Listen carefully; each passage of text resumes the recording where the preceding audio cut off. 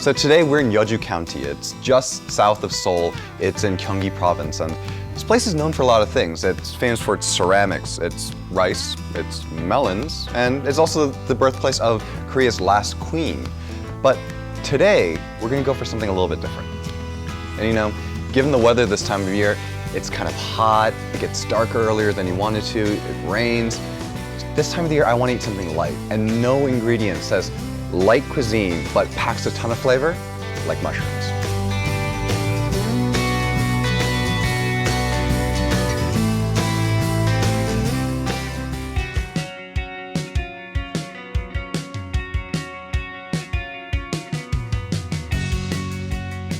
All right, so I'm out here at Samgu Farms, and they specialize in growing mushrooms out here.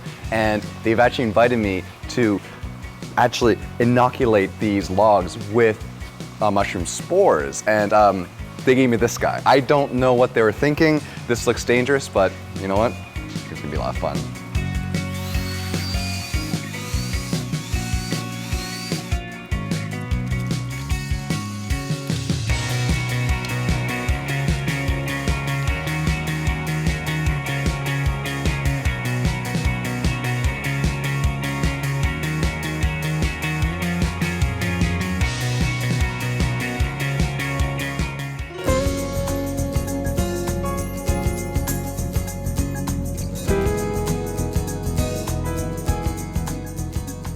So the mushroom, it's an incredibly versatile ingredient. It's not quite a vegetable, it's a fungus after all, but it also has this meatiness to it. It's got a ton of glutamates in it, so that's what gives it its intensely savory nature. And there's not really a single culinary application under the sun that you can't apply to mushrooms. In fact, actually today, this is the first time I'll be trying a fried mushroom, and it's so simple, but it makes so much sense. I mean, the texture, the flavor, it all works with that sort of application. But I'm gonna start with the hay over here. Now, it's a very simple application. It's just blanched mushroom, with a little bit of sesame oil and salt. And when you have a delicious product to begin with, you really don't need to mess with it at all. It just simply put like this, I mean, it really just brings out all that natural flavor. But that's not to say we can't have some fun with it. In here we have a salad, and you know it's such an interesting pairing. You have banana, you have apple, you have some peppers in here as well. So I'm really curious as to how this is going to turn out. So, all right, a little bit of mushroom, banana, and bell pepper.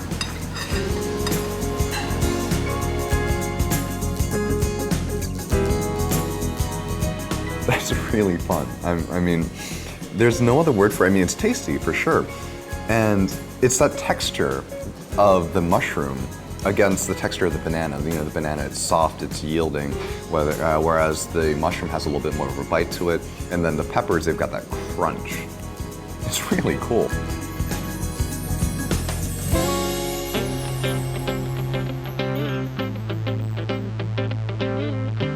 All right, so they've invited me to make one of their signature dishes here, and it's tonkatsu that's been stuffed with mushrooms. And tonkatsu, it's a fried pork cutlet. It's definitely like an after-school special. It's something that all Korean kids kind of grow up with. It's really a comfort food.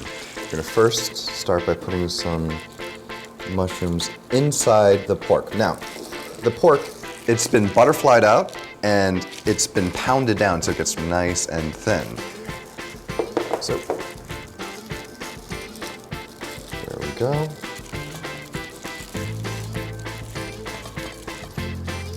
Make sure you get nice and even coating.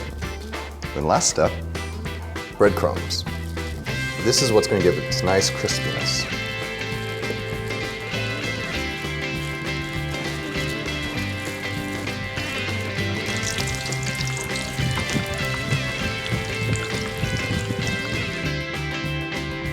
All right, so here we have two of the completed main dishes in front of me.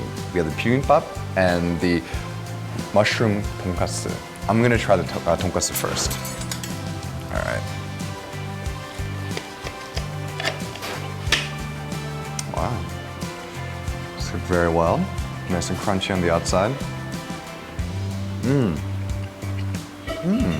It's really complex for one. But all three of them work really well together. And that pyogo mushroom, that pyogo 버섯 in there, works perfectly with the pork. All right, now it's on to the bibimbap. Nice, big, satisfying bite there. There we go.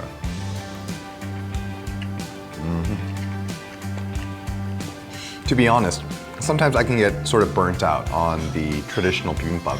So this puts a whole new spin on it. And I'm really glad I got to try this today because I think I know I'm going to be making on those days where I don't know what to eat.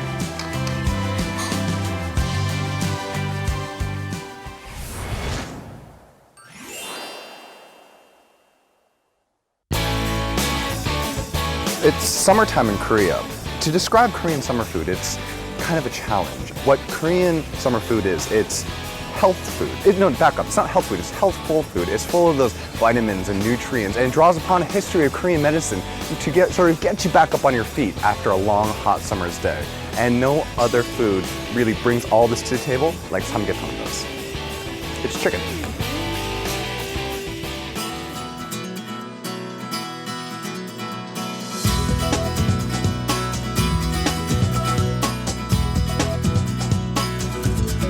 All right, so at its heart, samgyetang is a very simple dish. It's chicken stuffed with glutinous rice. It gets some daechu, which are jujubes, and some insam, Korean ginseng. And sometimes some places will use chestnuts, but in this case we're using unae, which are Korean ginkgo nuts. Just a couple scoops of rice. 1,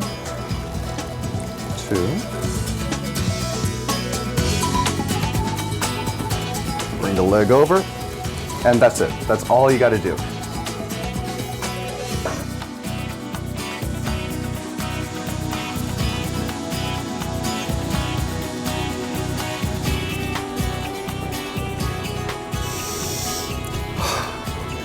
Here we have two varieties. We have the classic, and we have 들깨 samgyetang on this side. 들깨, it's perilla seed, or sometimes translated to wild sesame seed. Now, colloquially, they're known as the 맑은 and the 걸쭉한 samgyetang, meaning the clear and the thick.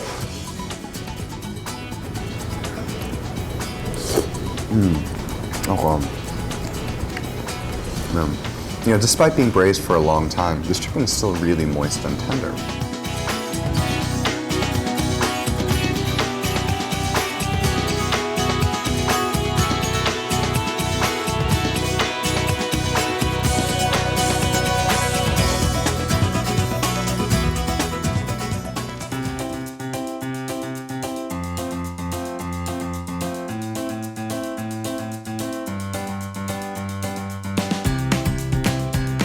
The thing about chuotang is it's more known as an autumn dish, but the thing is it's eaten year-round because the flavor of the mikuroji, the loach itself, it changes throughout the season. So in the winter it lies dormant, so it's a little bit different there. And in the summertime they're a little bit smaller, they haven't really quite matured, so again, a different flavor there.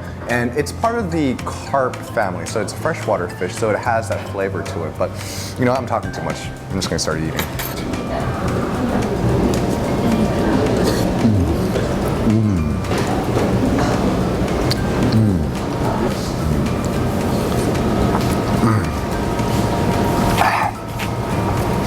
So in Korean, we have this word, 얼큰하다. It means spicy, but it's a particular type of spicy. It's the spice in a soup or stew that catches you right in the back of the throat and makes you go, ah. And that's what this is. Oh, yeah.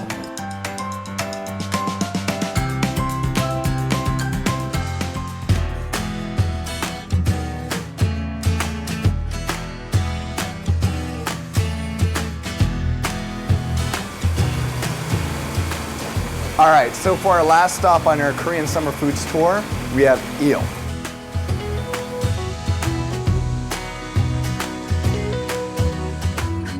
The hang-up I think most people have about eels, I think most of it just resides in the name. So we'll just call it 장어 from now on. I mean, they're delicious, and once they're laid out like this, it just looks like fish. And you know what? It's one of the most flavorful and delicious fish out there as far as I'm concerned, so let's get to cooking. Nice color. See that sizzle there?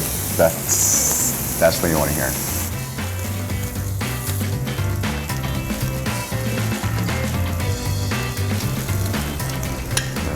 This is actually the first eel I've had all summer, so I'm really excited about this. Oh man. Hot.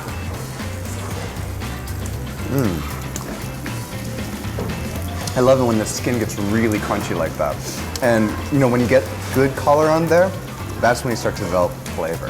Now, it's good on its own, but as far as I'm concerned, you want to get a little bit of ginger in there.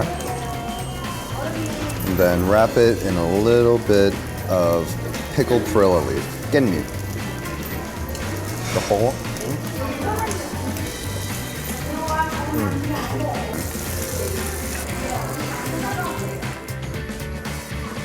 You know, the best part about this eel is I know exactly how fresh it is. I just saw it swimming a couple minutes ago. In which hango, the fresher the better.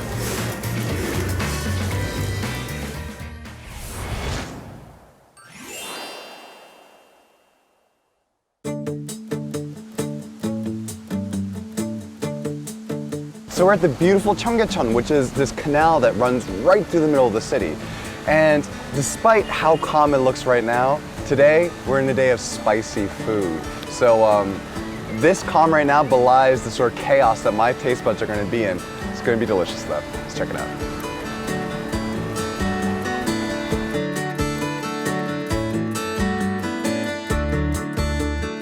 So we're going to start things off a little bit easier with a little bit of kimchi, and so now I'm going to dig in. All right.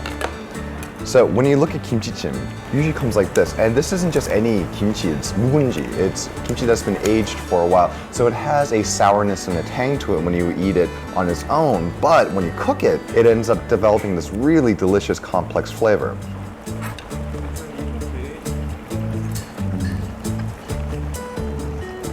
One of the best parts of kimchi is getting this broth. You know, just with how much pork there is in there, it makes the stock really rich. But not only that, the 묵은지, the aged kimchi, it adds this flavor that regular non-aged kimchi doesn't have, and it's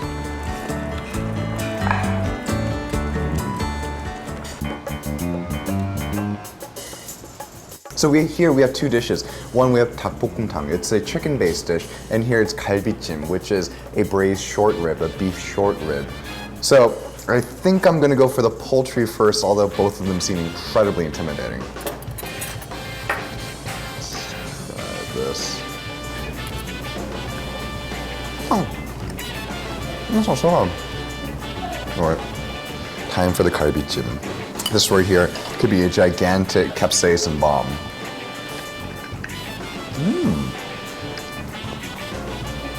All right. It didn't seem so.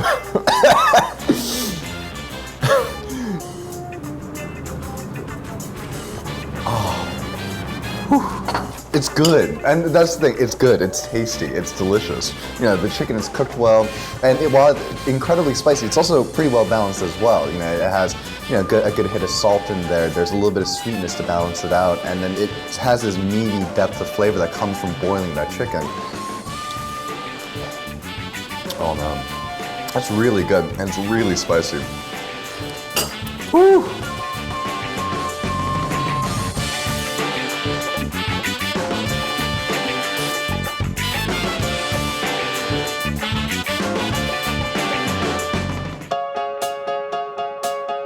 So we're here at 막내 낙지, and 낙지, it's a type of small octopus that's really common here in Korea, and one of the favorite ways to eat it is to stir fry it in a spicy sauce, and I've been warned that it's very spicy, so I'm just gonna try a little bit on its own.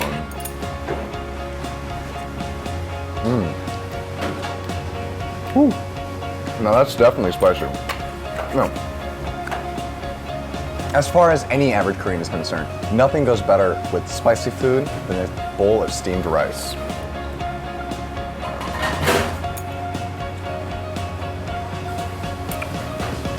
And mix with your chopsticks, not with a spoon.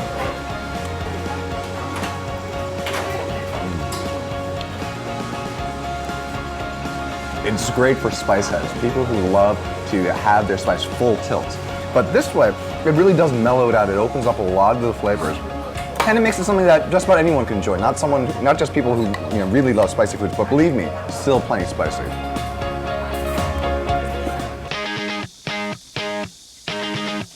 All right, so this is Sinchon. It's the famous college district right by Yonsei University. And here, you know what? You're not coming here for fine dining. You're coming here for those spicy, salty foods that you crave late night. So let's see what the next spot is. This is the purdak. Now, purdak literally means fire chicken. Pur, fire, tak, chicken. And it comes from the fact that it's fiery red and fiery spicy.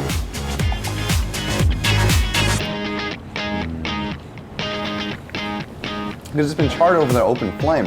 It feels like it's been cooked out in someone's backyard. It's got that really great smoky flavor to it. Oh, there it is. There's that spice. There's that spice.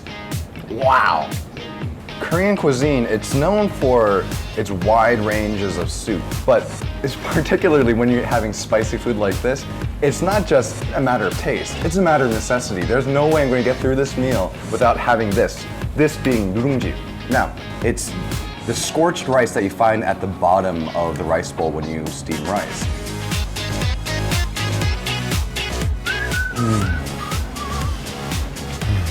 When I was younger, I didn't get it. Now I do. It's fantastic.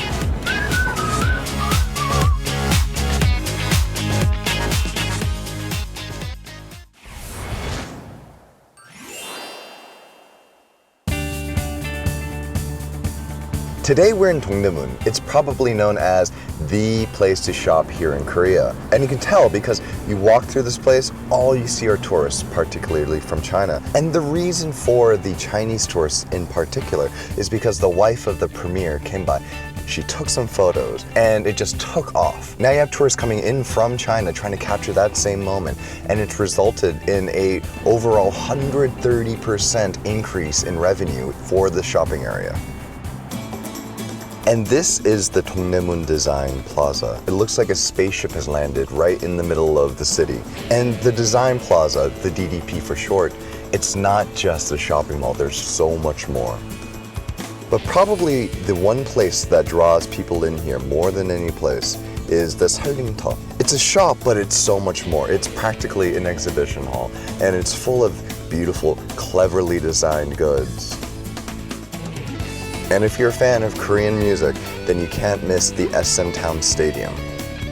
So if you're in the market for K-pop related memorabilia, goods, this is the place to go. In fact, here they have things that you can't find anywhere else. Okay, so we're in Changshin Market, and when you pass the piles of 족발 that you see outside in front of the store, gotta stop in. And it's interesting because you normally don't see 족발 being marinated or being tossed in a sauce. Oftentimes you just have it with a little bit of 새우젓, a little bit of brine shrimp. But this, I've been warned that it's super spicy. I'm a little nervous just because I love spicy food. I'm great with spicy food, but I've been told that this stuff is on another level.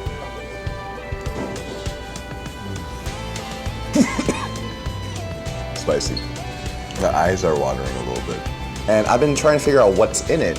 So there's a little bit, well, probably a lot of gochugaru. There's the Korean red chili flakes, and then there's onion, there's garlic, and there's also some ginger in there, but they won't let anyone know what these specific ratios are. And it's true, because when you taste it, it doesn't really taste like any single one of those things. Instead, what they've done, all those flavors have blended and they've melded.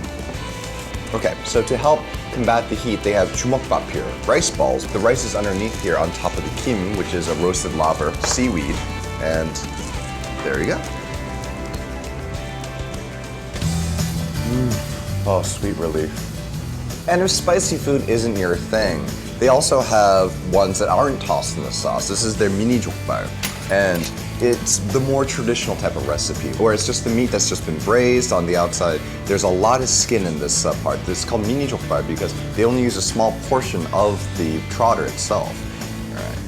So you can see all this great, beautiful lacquered skin. They use the part that has a lot of skin there, which is probably a lot of people's favorite part. It doesn't have quite as much meat, but that skin has got that really nice like bounce. It's just chewy, and it's got fantastic texture.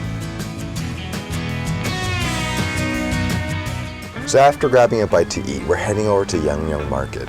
And this is the place to go if you want medicinal herbs and spices. And this market has been around since the Joseon era. This one market supplies 70% of the medicinal plants in all of the country, and it's known to have the best quality anywhere. So we've come to some place very special. We're at Dongdaemun 매운탕, and we're having a dish that I've never tried before. And probably the star of this particular pot is the turtle. And so all of these ingredients, it's what's known in Korean as 보양식. It's food that's supposed to help you, regain your vitality, your energy, and it's supposed to be particularly good for men. So we're gonna give this a try. I've never had this before, so actually the owner's gonna come by and he's gonna show me how to eat this dish.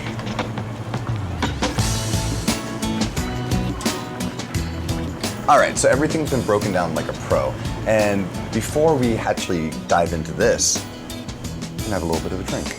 And this is Jeju. It's made from gallbladder of the turtle.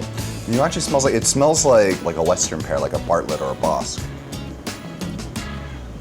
And it's a really special ingredient because it's often used most in medicinal soups, both here and in China. As a result, this place is very popular with Chinese tourist customers. So.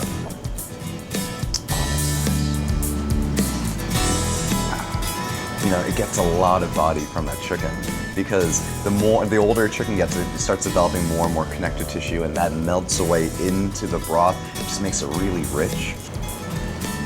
All right, and now onto the turtle. It's got great texture. Things say like oxtail. I can see how this is a health dish. I can see how this is translated to boyanshi just because it is a very clean meat. There's no hint of brininess. There's no muddiness that you find, say, in freshwater fish.